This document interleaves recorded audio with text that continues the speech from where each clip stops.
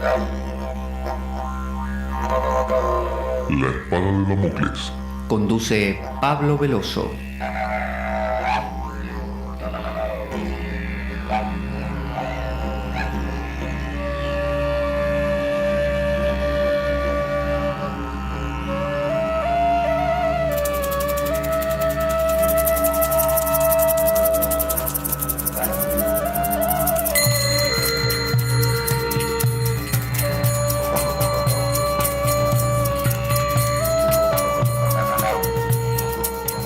Tal como lo cortés no quita lo valiente, así lo hilarante no quita lo profundo.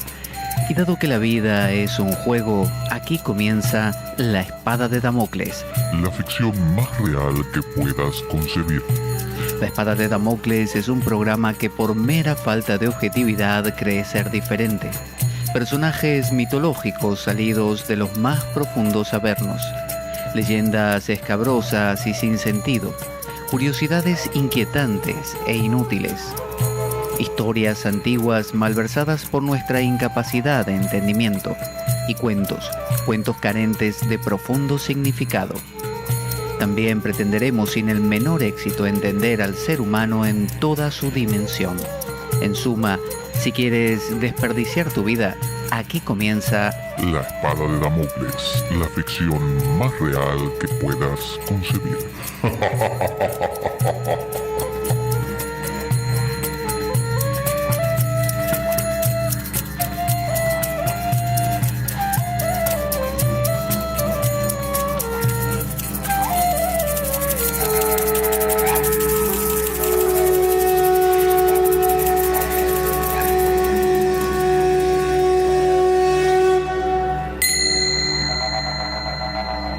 La Espada de Damocles. Conduce Pablo Veloso.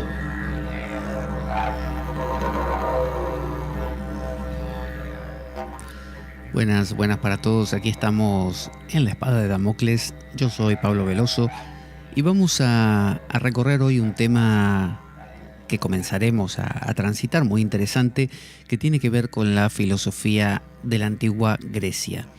La filosofía griega, como sabemos, es la que ha dado a luz a toda nuestra cultura occidental, que se ha entremezclado, se ha imbricado con el pensamiento latino, el pensamiento de los romanos, y bueno, ha absorbido también a su vez mucho del pensamiento egipcio, del pensamiento persa y de Oriente en general, lo cual trajo esta especie de crisol, que si le sumamos los judíos por el tema del Imperio Romano y el cristianismo, tenemos una especie de mezcolanza que vendríamos a hacer nosotros.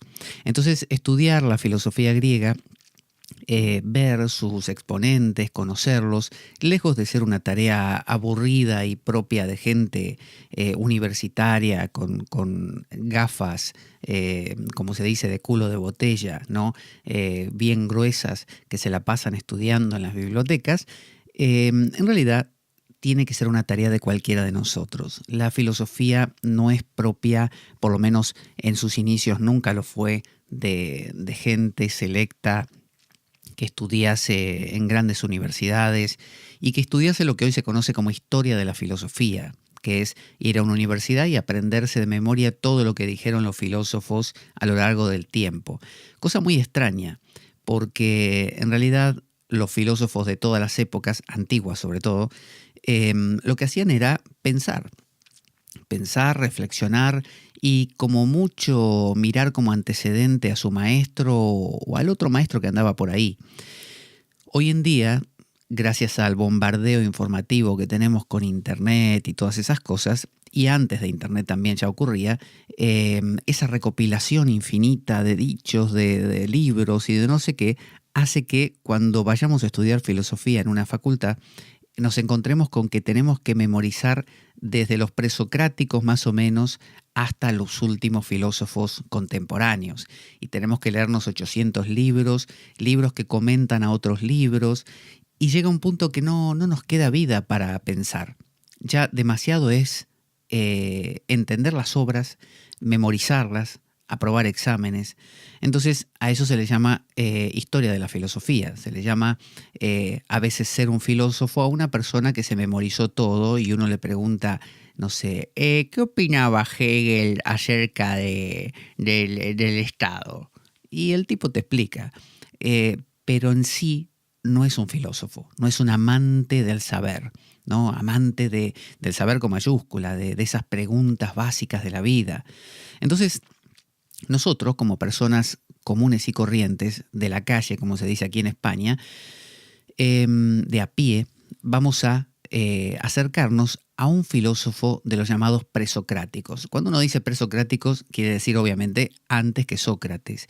Y uno piensa, bueno, habrán vivido miles de años antes que Sócrates. No, este tipo que vamos a ver llamado Heráclito, nada menos que Heráclito el Oscuro, vivió pocos años antes de Sócrates.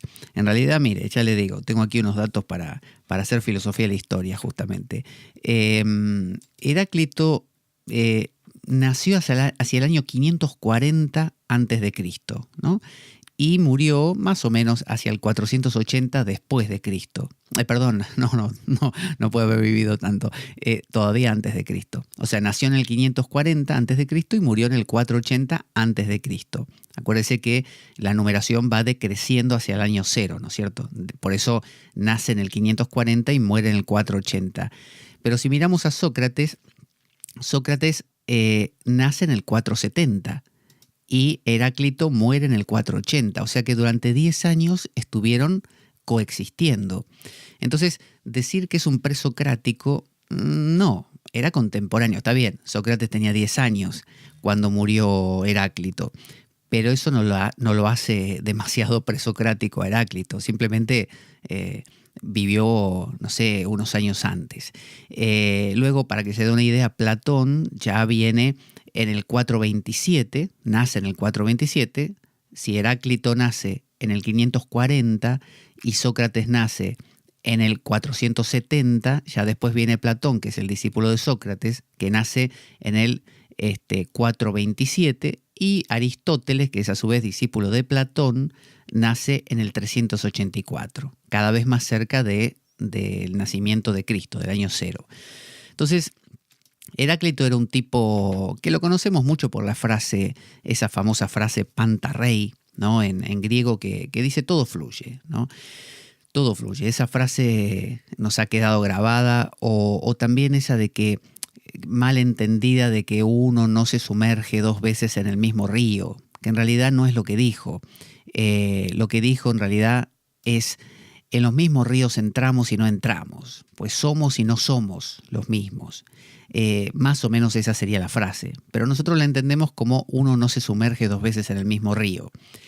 Son formas de entenderlo, de acercar, que es lo que vamos a hacer nosotros. Vamos a intentar acercar este pensamiento heracliteano, que es muy fácil de seguir, le digo, y muy difícil a la vez, le digo porque son aforismos. Escribía como escribió Nietzsche también, Nietzsche por sus razones, porque tenía dolores de cabeza y problemas de salud, y no podía escribir largo tiempo. Entonces escribía aforismos, o sea, una especie de versos cortos, concisos, que muestren mucho en poco espacio. Entonces, Heráclito escribía en unos aforismos semipoéticos, eran poéticos también, tenían mucho de poesía, por eso le llamaban el Oscuro. Se decía que era un tipo arrogante, aristocrático, misógino, que despreciaba a la gente, sobre todo a la gente ignorante. Él se sentía especial y a la gente ignorante la marginaba. Se dice que al final de su vida se fue a vivir a una montaña, como una especie de anacoreta, lejos del mundo. Algunos dicen que murió de hidropesía, bajo una montaña de estiércol, pero esas son elucubraciones que se hacen en base a sus propios aforismos. Lo que es cierto es que todos los biógrafos, en algún sentido posteriores a él, dicen que, por lo menos sus fuentes contaban, que era un tipo que despreciaba a la gente. A veces el conocimiento produce esas cosas. También hay que entender quién lo cuenta y cómo lo cuenta, porque si usted se encuentra con, no sé, Beethoven, Y bueno, puede que usted se sienta bastante pequeño al lado de Beethoven y acabe diciendo que Beethoven es un arrogante, cuando en realidad Beethoven quizá no lo sea, o sí, pero quizá no, quizá simplemente el tamaño de Beethoven, la especie de magnitud musical de Beethoven hace sombra fácilmente en cualquiera de nosotros. Entonces, a veces las personas de una magnitud extrema, exacerbada, quizá como Heráclito, que destacan en su época, bueno, a todos aquellos que se acercaban, bueno, les parecía que esa altura desmedida de Heráclito les hacía una sombra terrible. Entonces, vaya a saber. El tema es que tenemos aproximadamente unos 120 y algo de aforismos, todos cortitos en general, y que son fácilmente también memorizables. No le digo en griego, sino en español, en castellano. Son memorizables porque nos quedan dando vueltas por la cabeza y esa es la idea de un aforismo. A su vez, Heráclito jugaba un poquito con las antítesis, con el oxímoron. El oxímoron es como una especie de contradicción de términos. Es como decir de una persona es inmenso en su pequeñez, qué sé yo, por ejemplo, o grandiosamente minúsculo, qué sé yo, una cosa así, ¿no? O este día es tan, no sé, cegadoramente brillante, o no, cegadora no sería oscuramente brillante, por ejemplo, ¿no? Algo evidentemente no sé, oscuro, ¿ve? Esa contradicción evidente, algo que se ve evidente y por otro lado oscuro. Es decir, hay una contradicción de términos en sus aforismos porque Heráclito nos va a invitar a acercarnos a que la vida no es blanca o negra. Normalmente nuestra cultura goza de definir las cosas como esto o aquello. Y vienen esas preguntas de, por ejemplo, ¿vos de qué cuadro de fútbol sos? Y claro, uno tiene que decir, y sí, soy de Boca o de River, del Barça o del Real Madrid, soy de derechas o de izquierdas políticamente, soy feminista o machista. Y no. Heráclito nos viene a contar que hay otras posturas que tienen que ver con una especie de convergencia de opuestos. Y también nos invita a pensar que quizá no se trate de eliminar a uno de los polos porque esté mal, sino que se trata de aprender a disfrutar del roce de los polos, aún dentro nuestro, estamos hablando de nuestro interior también, no solo socialmente, aprender a disfrutar de que las cosas sean contradictorias, que las cosas no cuadren, no casen. Entonces, toda esta idea de, no sé, la gente pregunta, ¿Qué es la iluminación? Cosas así, ¿qué es? Y la iluminación es esto. No, quizá no sea esto. Quizá tampoco sea aquello. ¿Y qué es la iluminación entonces? Y no lo sé. Es algo que está en movimiento. Decía Antonio Oliver Montserrat, un sacerdote que ya falleció, que hablaba mucho de una idea muy original del cristianismo, que el cristianismo es justamente movimiento. El cristianismo es caminar, es ser nómada. Cuando una persona es nómada, siempre está descubriendo cosas nuevas. Bueno, la postura de Heráclito tiene que ver con esto, con una especie de moverse constantemente. En eso toca una característica que es propia del pensamiento oriental y sobre todo muy propio de esa época, una época donde la gente tenía menos seguridades, no como ahora que tenemos tantas seguridades de vivir muchos años, de curar enfermedades, respuestas de la ciencia, que eso nos hace ser muy polares, nos hace pensar que tenemos todo resuelto, que esto es así y no es asá, ¿no es cierto?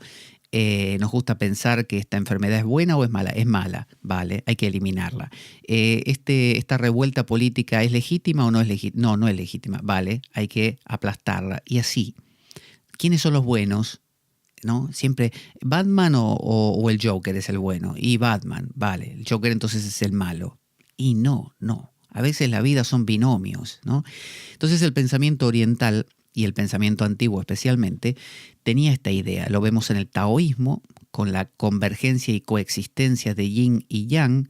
Lo vemos en Por ejemplo, en la India, la filosofía Samkhya, ¿no? Muy antigua, una de las más antiguas de la India, que ya hablaremos, que postula dos principios llamados Purusha y Prakriti, ¿no? Lo masculino y lo femenino, que interaccionan y dan a luz a todo lo que existe.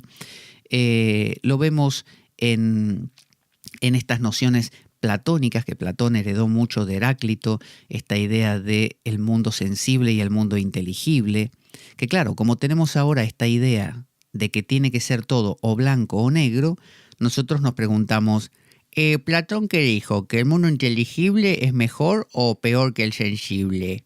Entonces viene otro y dice... No, el inteligible, el de las ideas, es mejor, es más profundo. Y el sensible, no. Por lo tanto, hay que escapar del sensible y buscar el inteligible. Eso decía Platón. No, Platón no decía eso. Si Platón bebía del pensamiento heracliteano, aprendió, justamente, creció con la coexistencia de opuestos.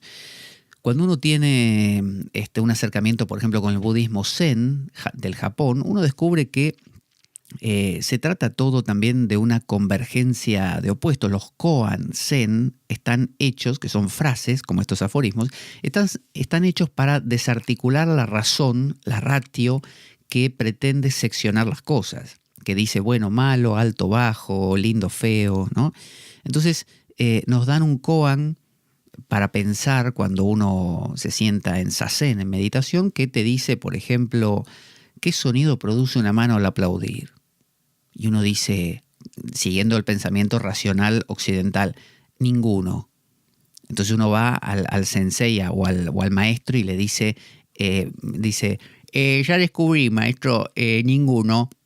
Y el maestro le responde, no ese es el sentido, seguí pensando.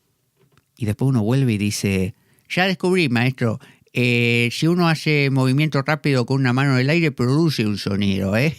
La mano hace vibrar el aire y hace un... Así que ese es el sonido. ¿Está bien? No, tampoco. ¿Y entonces? Seguí pensando. Maestro, ya lo descubrí, me parece. El sonido que produce una mano al aplaudir... No, tampoco. ¿En serio? Sí, tampoco. Bueno, voy a pensar. Ya lo tengo. ¿Será...? No, tampoco, no es eso. Pero si no lo dije. Pero tampoco no es. ¿Y cómo sabe que no es si no lo dije? Y porque si lo podés decir es porque no es. Yo te estoy hablando de algo que no es racional. Ah, hubiéramos empezado por ahí. Para eso es el koan, pibe. Entonces, el ritmo es así. Es usar el koan, que es una frase sin sentido. Por ejemplo, la lluvia en el tejado. Y uno dice, la lluvia en el tejado. Y uno empieza a querer encontrarle un sentido racional. Racional quiere decir dividirlo. La lluvia en el tejado. Entonces uno empieza a pensar, ¿es bueno, es malo? ¿Convendrá? ¿Será algo positivo, negativo? ¿Moja, seca? ¿Qué hace la lluvia? No. La lluvia en el tejado es la lluvia en el tejado. Entonces está hecho para detener el pensamiento lógico. Por eso Aristóteles, súper lógico el tipo, ¿no? El creador de una filosofía que se distanció de Platón y que buscó, siendo su discípulo, la física, ¿no? Trabajar con la fisis, trabajar con el mundo físico. Es el padre de la ciencia, Aristóteles, ¿no? De la clasificación de las cosas. Esto es alto y esto es bajo, esto es grande, esto es pequeño, esto es más pequeño que aquello otro, y esto es más pequeño todavía que lo que dijimos que era pequeño. Entonces Aristóteles clasificó todo lo que existe. Obviamente Aristóteles odiaba a Heráclito. Lo odiaba porque decía que no seguía el principio de no contradicción. Le parecía que Heráclito se contradecía. Por supuesto que se contradecía Heráclito. Una persona que no se contradice es una persona racional, pero la razón no lo abarca todo. Esa es la cuestión. Entonces, Heráclito hablaba del logos, ¿no? Del logos, como cuando uno dice biología, geología. Ese logos significa explicación, hablar, pero también significa, para Heráclito y el pensamiento antiguo, una manera inteligente y coherente de armonizar la vida. Y para Heráclito ese logos era funcionaba a través de las contradicciones. Ya Nicolás de Cusa lo dijo más adelante con esto de, escribió un libro llamado Coincidentia Oppositorum, que significa los opuestos que coinciden, ¿no? O la coincidencia de los opuestos. Entonces, nos muestra que bueno y malo en realidad son dos caras del mismo asunto, que alto y bajo, que lindo y feo, y todos los opuestos tienen justamente su contraparte que los complementa y que no pueden existir sin él. Entonces, en la India se habla mucho de los pares de opuestos, en el Bhagavad Gita, ¿no? Los pares de opuestos, le dice Krishna a Arjuna, te atormentarán siempre, sopórtalos, oh Bharata, le dice. Entonces, este pensamiento dual no es maniqueo en el sentido de, en el caso de Heráclito, de, bueno, esto es lindo, esto es feo, este es Dios, este es el diablo, elijamos el bando de los buenos. Como si Heráclito nos dijera, está la luz y la oscuridad, elijamos la luz que es mejor. No, Heráclito no te dice eso. Heráclito te dice las dos cosas a la vez. Por eso se lo tilda de todo el tiempo hablar en oxímorons, que son justamente la superposición de opuestos. La palabra oxímoron significa, en latín es contradictio in terminis, o sea, una contradicción de términos, es decir, dos cosas que no pegan, ¿no? Un instante eterno, decir, por ejemplo. ¿Pero qué es? ¿Es un instante o es eterno? Pues si es eterno no es un instante. Entonces, ese juego que te demuestra que tu razón no lo va a poder resolver. Y por eso habla en aforismos, y por eso habla poéticamente, y por eso es oscuro. Digámoslo, porque si no, el tipo hubiera dicho, en vez de escribir aforismos, hubiera puesto... Mira, la cosa es así. Y hubiera explicado y desarrollado libros y cosas por el estilo. No, el tipo habló en aforismos. Se dice que... él vivió para la época en que el rey Darío de Persia había conquistado toda esa zona griega donde él vivía. Su familia se cree que era aristocrática, pero quedó, por esa colonización de los persas, quedó relegada. Él solamente quedó con una función sacerdotal probablemente, ya que su familia tenía que ver con el culto a Deméter. Por eso él sabía mucho de ello y hay algunos aforismos que tratan el tema. Así que él era como una especie de sacerdote, tenía contacto con estas cosas así como espirituales del momento, de su zona, de su época. Y bueno, estos aforismos son los que nos llegaron hasta hoy. No nos llegaron claramente como que son de él todos, hay algunos que se está en duda, pero estos que vamos a recorrer son los más certeros, son los que se cree que sí son de él. Y los han comentado todos, a lo largo del tiempo los han comentado montón de filósofos, desde los más antiguos como el propio Platón y Aristóteles, como Hegel, como Zambrano acá en España. Es decir, todos han hecho comentarios, Heinrich Zimmer, por ejemplo, orientalista, Nietzsche, Heidegger, un montón de... Mondolfo, que es más contemporáneo, un montón de filósofos han hecho comentarios acerca de sus escritos, de sus aforismos, porque dan para mucho en realidad. Y tampoco hay una cosa, lo lindo de esto, lo bello, lo bonito es que al no haber una claridad, nadie puede atribuírselo, nadie se lo puede apropiar y decir, por ejemplo... mira, lo que estás diciendo del aforismo está mal, porque no dijo eso él, él quiso decir otra cosa. Nadie sabe lo que quiso decir el tipo. De hecho, en la misma época nadie le entendía nada, porque él hablaba como en profecías. De hecho, tampoco lo escribió de un tirón. Él de repente un día se levantaba por la mañana, se acercaba a la gente y decía, con ese desprecio natural que dicen que tenía. Escúchenme, manga de ignorantes. Les voy a decir acá unos aforismos. Un aforismo solo, porque ustedes son... tan mentecatos que no les da la cabeza. Uno no se baña dos veces en el mismo río. Y la gente le decía, pero Heráclito, no te entendimos, ¿qué quieres decir? Ya le estoy diciendo, son ustedes más cortos. Uno no se baña dos veces en el mismo río, pibe. O te lo digo mejor, mira, en los mismos ríos entramos y no entramos, somos y no somos. ¿Te quedó más claro ahora? No, Heráclito, me quedó peor, ahora no entiendo menos.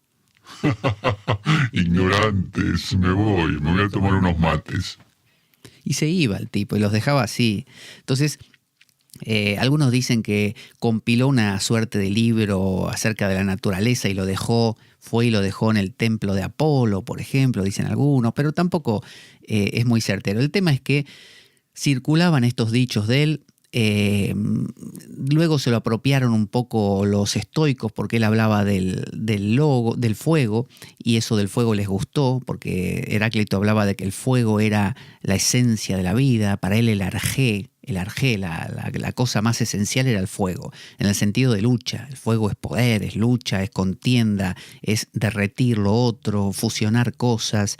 Entonces, para él el arjé era el fuego. La guerra, la lucha de opuestos, constantemente, como cosa muy sana. Entonces eso le gustó a los estoicos, que tenían la idea de un fuego que cada tanto destruía el universo y volvía a construirse luego.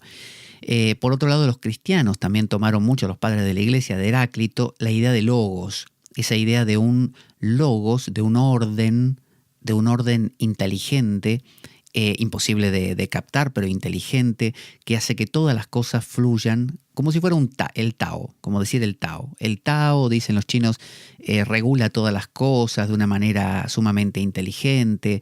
Y uno dice, pero bueno, ¿y cómo accedemos al Tao? No se puede, el Tao nos excede por completo.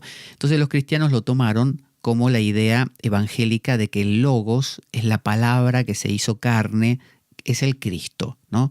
El Cristo que es con el cual se hizo el universo, el mundo entero. Todo se hizo a través del Hijo, ¿no? Del Logos. Entonces, cada uno se va apropiando del pobre Heráclito, que si reviviese volvería de su tumba diciendo: manga de ignorantes, no se apropien de mis enseñanzas. Nadie puede apropiarse porque soy el oscuro. Para algo soy oscuro, ¿eh? Yo no dije eso, cristianos, ni estoicos, ni nadie. Ni yo mismo me entiendo.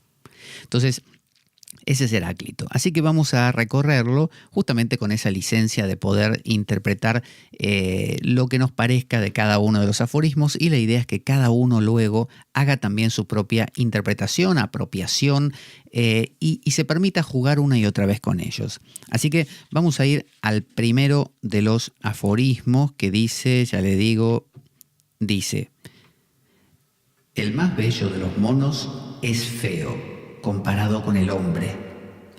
En relación a un dios, el más sabio de los hombres parece un mono, tanto en sabiduría como en belleza, como en todo lo demás. Ahí terminó el primer aforismo. ¿Qué le parece? Eso es todo. Usted tiene que de ahí sacar algo. Entonces, fíjese, comienza diciendo: el más bello de los monos es feo comparado con el hombre. Y por otro lado, en relación a un dios, el más sabio de los hombres parece un mono, tanto en sabiduría como en belleza, como en todo lo demás. Entonces, está diciendo que el mono lo pone como algo inferior en este caso, ¿no? El mono, como si lo comparamos con un hombre, un mono parece ser un hombre que le falta un poco para llegar a hombre, es decir, tiene demasiado pelo, es tosco, no tiene habilidades racionales y demás. Obviamente bajo otras escalas de valores no es inferior, pero en este caso, a los fines de esta interpretación o de esta postura de Heráclito, o de lo que quiere decir, sí. Entonces, dice el mono es feo comparado con el hombre. Pero claro, si uno compara un mono con, no sé, una hormiga, y es más bonito, porque el mono tiene más gracia que una hormiga, porque, no sé, se parece más a nosotros, básicamente. Uno tiende a pensar que lo que se parece a uno es bonito y lo que no se parece es feo. Entonces uno dice, por ejemplo, sí, la ballena es horripilante, es un monstruo inmenso con un ojo pequeño que te mira. Claro, porque a nosotros nos parece que lo que tiene bien diferenciado cabeza, cuerpo, piernas, es más lindo que algo que es una especie de barril inmenso, ¿no? De tonel, como una ballena. Entonces, juzgamos de acuerdo a nuestra característica. Entonces, lo que somos es lo que define qué es bello y qué no. La vara que usamos para medir suele ser la propia.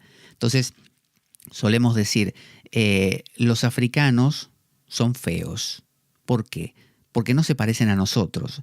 ¿No vio que de repente cuando uno le parece bonito o bonita a una africana o un africano es porque tiene rasgos caucásicos, porque somos caucásicos? De hecho, la otra vez veía en YouTube una persona que viviendo en Japón, un occidental, él mostraba varias imágenes de mujeres japonesas muy bonitas, que uno las miraba y él decía, ¿a qué les gustan?, ¿no? Y uno decía, bueno, sí, son muy bonitas. Él decía, bueno, estas mujeres son feas en Japón. Las que son bonitas son estas, y mostraba otras, que cuando uno las miraba, uno pensaba, esas son feas. Bueno, esas son las bonitas en Japón. ¿Por qué? Porque según los rasgos japoneses, son las más parecidas a la norma, mientras que nosotros, que tenemos otros rasgos, solo nos parece bonito lo que se parece a nosotros. Entonces, si un animal tiene cabeza, es más bonito que un animal que no tiene cabeza. Si un animal tiene ojos, es más bonito que un animal que no los tiene. Si un animal habla, o por lo menos hace un tipo de gruñido o algo, es más bonito que uno que no habla. Y así. Entonces uno tiende a pensar que el que se parece a uno suele ser mejor que el que no se parece. Entonces, comparar, por eso dice, un mono con un hombre, el mono sale perdiendo, pero a su vez usted compara un mono con, no sé, como le decía, con una piedra, y el mono parece más bonito porque tiene más gracia, tiene cabeza y brazos básicamente, y piernas. Entonces se parece más a nosotros. Por eso dice, en relación a un Dios, el más sabio de los hombres parece un mono. Entonces está mostrando ya de entrada la relatividad de las cosas. Cuando usted dice, por ejemplo, sí, yo soy súper inteligente, apruebo todos los exámenes, soy un genio. Sí, ¿con respecto a qué? Y uno tiene que decir, bueno, con respecto a mis compañeros de clase, que son unos retrasados mentales. Y bueno, pero si esa misma persona se compara con gente de alto nivel intelectual, ¿qué pasa?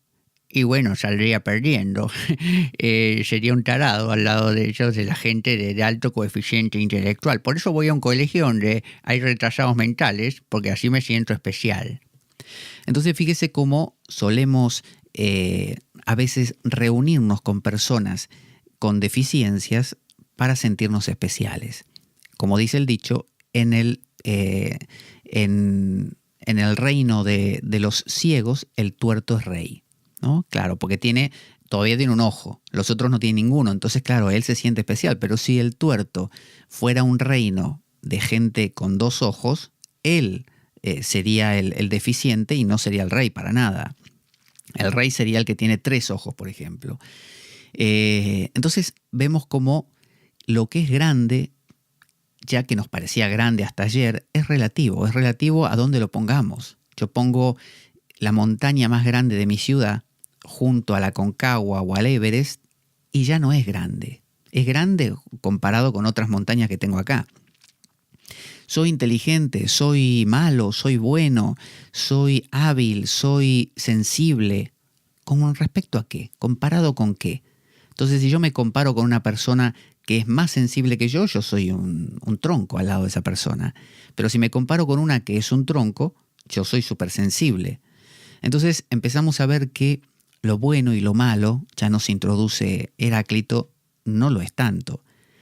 Ahí llevémoslo a cualquier campo. Uno dice, no sé, el avance espiritual. Soy un tipo avanzado espiritualmente, no sé, medito y tengo cierta comprensión de las cosas. Y de repente, depende de comparado con qué. Si yo me comparo con un tipo que alcanzó unas visiones profundas, súper intuitivas, y nada, yo soy un cuadrado. Y si me comparo con alguien que está todo el día en el bar, y bueno, yo soy un prodigio de la iluminación, soy un Buda. Entonces, eso genera ya de por sí, este primer aforismo, un acto de humildad, un darme cuenta que no soy algo en sí. O sea, una cosa no es, como decía Alan Watts, una cosa no es lo que es por lo que es, sino por el contexto en que está inmersa. O sea que yo no soy yo porque yo sea yo. Soy yo de acuerdo a dónde me encuentro, rodeado de quienes me encuentro o con quienes me junto. Entonces, Dime con quién andas, te diré quién eres. Si yo me reúno con gente muy primaria y si yo tengo alguna cualidad intelectual, voy a parecer un genio. Y si me reúno con gente genial, voy a parecer un tarado. Entonces, depende dónde me mueva, soy una cosa o soy otra. De la misma manera, yo tomo, no sé, un libro y lo pongo en una casa donde la gente es analfabeta y el libro va a ser entendido como, no sé, algo que sirve para que una mesa no cojee, o para apoyar cosas, o para que no se vuele otra cosa. Sin embargo, un libro en la casa de gente que sabe leer, bueno, será un libro apreciado como objeto de lectura. Entonces vemos que una cosa no es lo que es por sí misma, sino por el ámbito en que se encuentra. Si yo tengo un martillo en un reino o en una ciudad donde todos son mancos, y el martillo no va a cumplir función de martillo, no se va a llamar martillo, va a ser un peso, por ejemplo, y nada más. Mientras que en otro sitio donde tengan manos, sí, se va a poder esgrimir el martillo y se va a usar como herramienta. Entonces, el acto de compararse nos permite definirnos. Y esto nos muestra que, fíjese, el más bello de los monos es comparado con el hombre. Al decir el más bello de los monos, ya muestra que el mono se compara con otros monos. Porque si no, ¿cómo sabe que es el más bello de los monos? O sea, usted se compara con los de su clase aún antes de compararse con los de la clase opuesta, o superior o inferior. Supóngase que usted es de la clase social media, ¿no? Económicamente. Primero usted se compara con los de la clase media y dice para sus adentros: yo dentro de la clase media soy media superior, por ejemplo. Eso quiere decir que ya se comparó con los de su clase, la misma clase. Y luego se compara con los que están abajo y los que están arriba para ver qué tan distante está. Entonces, por eso dice, el más bello de los monos es feo comparado con el hombre. O sea, la persona de clase media superior es inferior comparada con una persona de clase alta económicamente. Y dice, en relación a un dios, el más sabio de los hombres parece un mono. Es decir, una persona de clase alta superior, de mucho poder adquisitivo, es inferior comparado con un multimillonario, por ejemplo. Y a su vez, dentro de los multimillonarios habrá multimillonarios super multimillonarios, multimillonarios medios, multimillonarios inferiores. Entonces vemos cómo todo en la vida es susceptible de compararse con otra cosa. Entonces cuando alguien está mal y dice, por ejemplo, me siento deprimido, otro podría preguntarle, ¿comparado con quién? No sé, comparado con mi familia que está contenta. ¿Y no te comparaste con el vecino al lado que está más deprimido que vos? ¿No lo conoces? No. Vení, vamos a conocerlo. Y cuando el tipo conoce al vecino y ve que él tenía una depresión, pero el vecino está, pero que de última ya, se quiere suicidar, está mal, está hundido en la pesadumbre más oscura. Bueno, descubre que su depresión al lado de ese no existe. Por eso, muchas veces, esa persona con esa depresión, la que tenía la depresión media, elige acercarse al que tiene depresión terrible porque es una manera de redefinir su depresión. O sea, ¿cómo se curaría de su depresión media? A veces acercándose a alguien que tenga mucha depresión para que entonces su depresión media le empiece a parecer no depresión. Así vemos gente que va a ayudar a gente enferma, gente carenciada, gente que está con, no sé, refugiados políticos o refugiados así, como ocurre ahora, gente adicta, gente con problemas. De manera que en funciones que pueden ser, no sé, clown, por ejemplo, de payasos, ¿no? Como los payamédicos, o el psicólogo mismo que estudia para tratar a gente con problemas, porque es una manera también de sentirse diferente. Entonces nos olvidamos que no existe algo como la sanidad mental, por lo tanto, no existe algo como lo correcto o lo incorrecto, sino que todo es relativo al contexto en que está inmerso. Y gracias a esa posibilidad es que podemos cambiar cómo se siente en nuestro interior algo. Es decir, si yo me siento, como digo, mal porque no me puedo comprar cierta cosa, basta con que vaya a un sitio donde vive gente que no puede ni comer, no tiene ni para comer, para que a mí lo que hasta ayer me preocupaba ya no me preocupe. Entonces ahí uno empieza a redefinir y a veces esto nos ayuda a darnos cuenta que a veces estamos demasiado pegados a un ambiente determinado y ese ambiente nos impregna una cierta idea, como por ejemplo uno se reúne con gente que medita y gente que medita y están todos que hay que meditar más y que hay que llegar y que hay que iluminarse y que todavía tengo esta emoción que la debo transmutar porque es un problema para mí. Y uno hace un mundo de eso, porque está en ese ámbito y se compara con esos. Pero bastaría que saliera de ese ámbito y fuera un ámbito más coloquial, más común, más cotidiano, y uno se daría cuenta que quizá eso no era tan importante, que había otras cosas en la vida y no solo esa, y que estaba obsesionándose. Entonces, el contraste, la comparación, nos permite dos cosas: definirnos, pero también nos permite, al movernos de contexto, acuérdese, un texto depende del contexto en que esté. Y podemos usar como pretexto justamente el contexto en que pongamos al texto. Fíjese el trabalengua. Es decir, si yo descubro que el contexto en que estoy hace que mi texto funcione de cierta manera, por ejemplo, que yo me sienta mal, basta con que cambie de contexto, y ese es mi pretexto, cambiar de contexto para que yo me sienta de otra manera. Entonces, uno no es lo que es por lo que es, sino por el marco en que está inmerso. Vamos a escuchar un audio pequeño que nos cuenta cómo colaborar con nuestro programa para poder conseguir bibliografía como esta misma que estamos usando aquí para nuestro amigo Heráclito. Ahí va. Nuestro programa carece de sustento económico externo. Si quieres colaborar y apoyarnos, puedes hacer de cuenta que me invitas a un café y dejar una donación equivalente a ello o lo que tú desees a través del enlace de PayPal que aparece en nuestro canal en iBooks. Si tienes alguna duda al respecto, puedes enviarme un correo a infospadaweb@gmail.com para informarte y desde ya muchas gracias por ello.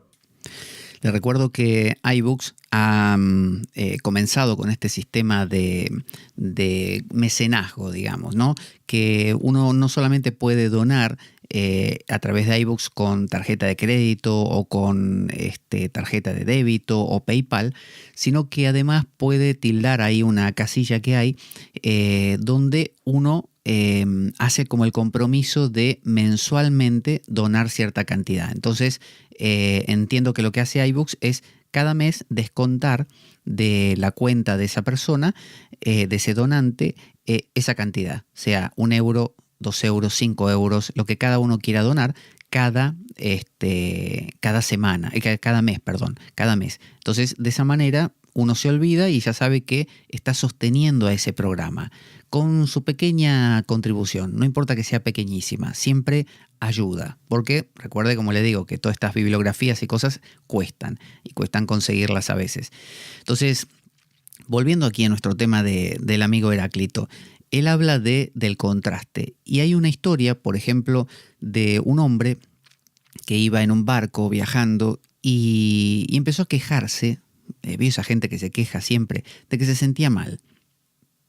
Decía, estoy mareado, no puedo respirar, voy a vomitar, y el tipo molestaba a todos. Entonces el asistente del capitán del barco le dice al capitán, si me permite, señor, yo me ocupo del tema. Y el capitán le dice, bueno, pero no le haga daño al hombre, ¿eh? No se preocupe. Entonces el asistente pide a los marinos que agarren al tipo, lo aten con una cuerda a la cintura y lo suelten detrás del barco. Y que lo tengan amarrado con la cuerda igualmente, ¿no? Con una cuerda larga. Entonces el tipo cayó al agua y entró a tragar agua como loco y a manotear y gritaba y vociferaba que lo saquen por favor de ahí. Bueno, lo dejó ahí más o menos media hora. A la media hora dice, sáquenlo, súbanlo a cubierta. Entonces lo subieron. Y el tipo, el resto del viaje, no se quejó ni una sola vez. O sea, el tipo se quejaba porque en contraste con la situación anterior, que era estar en tierra, eso era peor. Pero ahora lo echaron al agua. Por lo tanto, comparado con estar en el agua, estar en cubierta es mejor. Entonces uno ve cómo nada es bueno en la vida, siempre es de acuerdo con qué lo compare. Entonces, aún uno estando en un campo de concentración, uno puede llegar a decir, haciendo gala de un exceso justamente, por ejemplo, la verdad que esta situación del campo de concentración es beneficiosa porque hay otros que directamente los torturan. A nosotros por lo menos no nos torturan todavía. Es decir, claro, si me comparo con mi vida anterior, como ser humano libre, y sí, estar en un campo de concentración no es mejor, es peor. Pero si estoy dentro del campo de concentración y hago una comparación con los que están peor, me descubro mejor. Entonces, uno siempre, y fíjese lo que dice Heráclito, mire, dice, tanto en sabiduría como en belleza como en todo lo demás. O sea, esto se aplica a todo. Está diciendo, ¿qué te pasa? ¿Tenés sueño? Bien. Hay gente que no puede dormir, tiene sueño y no concilia el sueño. Vos por lo menos tenés sueño y podés dormir. Es decir, uno comparándose, primero se descubre, uno se define. Yo soy de las personas que tienen sueño y pueden dormir. Ya está. Me comparé con el que tiene sueño y no puede dormir. Hay otros que tienen sueño y pueden dormir inmediatamente. A mí todavía no me dejan dormir. Bueno, yo soy uno de los que todavía no dejan dormir, ¿no? Entonces, porque hay ruidos, por ejemplo. Entonces, me voy definiendo. Sirve eso para conocerme, conocer mi posición. Pero lo que dice Heráclito es, nuestra posición nunca es fija. Siempre que emitamos un juicio, por ejemplo, bueno, malo, alto, bajo, mesa, silla, persona, correcto, incorrecto, de lo que sea, religión, filosofía, psicología, ciencia, siempre tenemos que saber que no existen los sustantivos. Un sustantivo es algo inexistente en la naturaleza, porque todo se está moviendo, dice Heráclito. Entonces, un sustantivo lo es comparado con qué. Por ejemplo, esto es un martillo. Sí, ¿comparado con qué? O sea, ¿en qué contexto? Y si yo lo pongo, como dijimos, en un ámbito donde la gente no tiene manos, y no es un martillo eso, es otra cosa, pero un martillo no es. Entonces, las cosas no son, sino que están siendo según donde estén. Entonces, eso se extiende, como dice Heráclito, a todo. Entonces, ¿estoy iluminado o no estoy iluminado? Y depende con quién, depende dónde. Pero no hay una iluminación, la iluminación con mayúscula, la verdad con mayúscula. Y no, dice Heráclito, no la hay. Depende de dónde estés. Siempre va a haber un dinamismo. En ciertos ámbitos parece que la tuvieras, pero vas a otro y ya parece que no la tenés. Por la mañana parece que estás iluminado y cuando viene la tarde te pasó que discutiste con no sé quién y tu iluminación se fue, como dicen acá, a tomar por saco. Es decir, no. Entonces, ¿estoy iluminado o no estoy iluminado? Y podemos jugar a hacer juicios absolutos al estilo Aristóteles. Y bueno, sí, nos convencemos de ello y eso somos hoy en día, nosotros, los occidentales. Tenemos toda nuestra ciencia, nuestras definiciones férreas, pero eso no es la cosa en sí. Eso es lo que nosotros queremos creer que es. Entonces, de eso se trata el pensamiento heraclitiano y esto es solamente una muestra. Tenemos como 120 y algo de estos fragmentos. Así que el que vimos lo que decía era, ya le digo, se lo voy a repetir para que nos quede. El más bello de los monos es feo comparado con el hombre. En relación a un dios, el más sabio de los hombres parece un mono, tanto en sabiduría como en belleza, como en todo lo demás.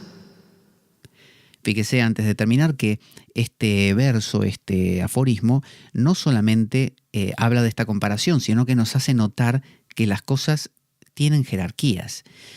No jerarquías de mejor y peor fijas, de mejor y peor en tal caso relativas y temporales, porque según con qué vas comparando cada cosa, acaba cumpliendo la función de mejor o peor. Pero hay jerarquías. Lo que está diciendo es, no todas las cosas son iguales, porque hoy en día tenemos esta noción de todos tenemos que tener los mismos derechos, todos somos iguales ante Dios, todos no sé qué.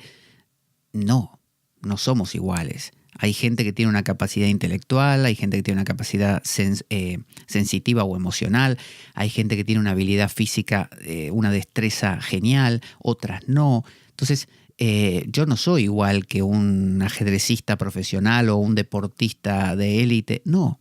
Tampoco soy igual que un músico genial. No, tampoco. Es decir, tengo habilidades que son estas 3 o 4, pero no aquellas otras que tiene aquel otro. O sea que no somos iguales.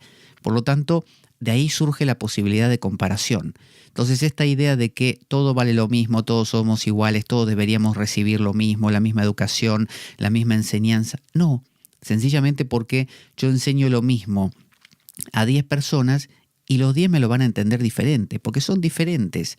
Tienen contextos diferentes, socioculturales, políticos, religiosos, físicos, ¿no? Hereditarios, todo. De acuerdo a qué comieron, si se alimentaron bien, si hubo, no sé, endogamia. Es decir, todo eso va a condicionar lo que pase. Voy a cantar un vayan, ya que Heráclito es conocido como el oscuro, un vayan a la oscura de la India, que es la diosa Kali. Así que este va a ser un vayan en una versión un poco rock and rollesca, medio heavy metal, como la otra vez con Nrisimha. Voy a poner una música de fondo para poder preparar esta guitarra y conectar todos los cables, y ahí volvemos para disfrutar o padecer de esta canción. Ahí va.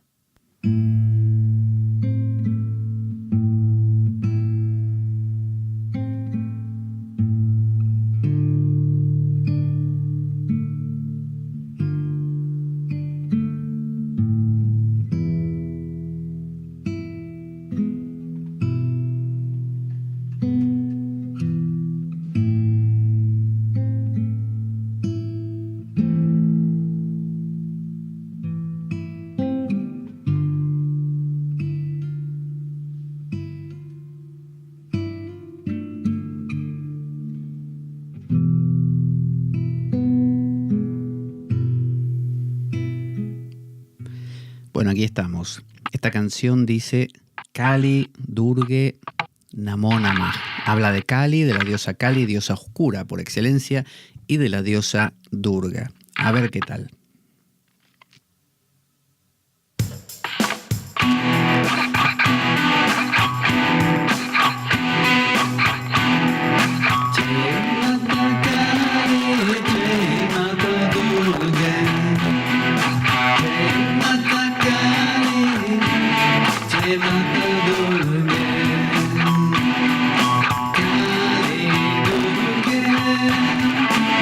Namo Namah.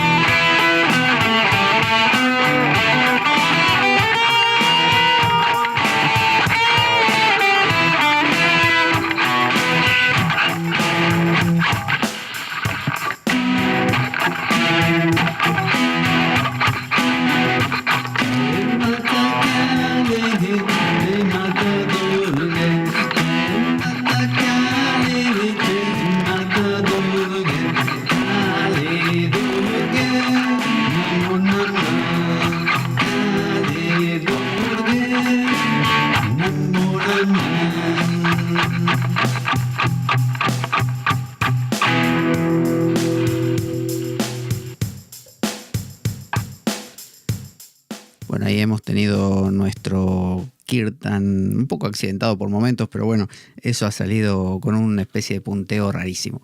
Nos encontraremos en el próximo programa para seguir conociendo a nuestro amigo Heráclito el Oscuro y sus 120 y tantos aforismos sumamente aprovechables, muy memorizables, que nos quedan fijos en la mente, de manera que en cada situación de nuestra vida nos viene uno que nos saca de un aprieto, de un apuro.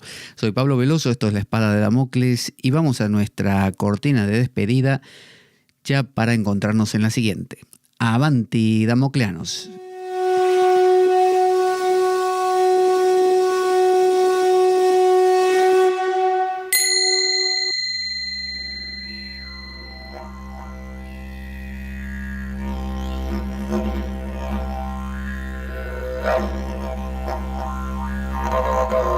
La Espada de Damocles. Conduce Pablo Veloso.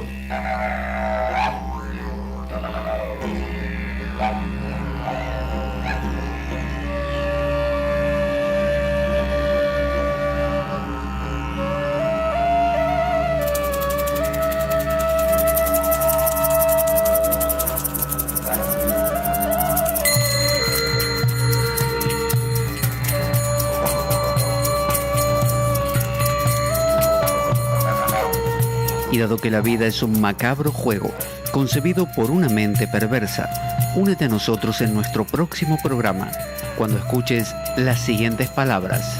La Espada de Damocles, la ficción más real que puedas concebir. Buena vida para todos, buena semana y... ¡Avanti, damocleanos!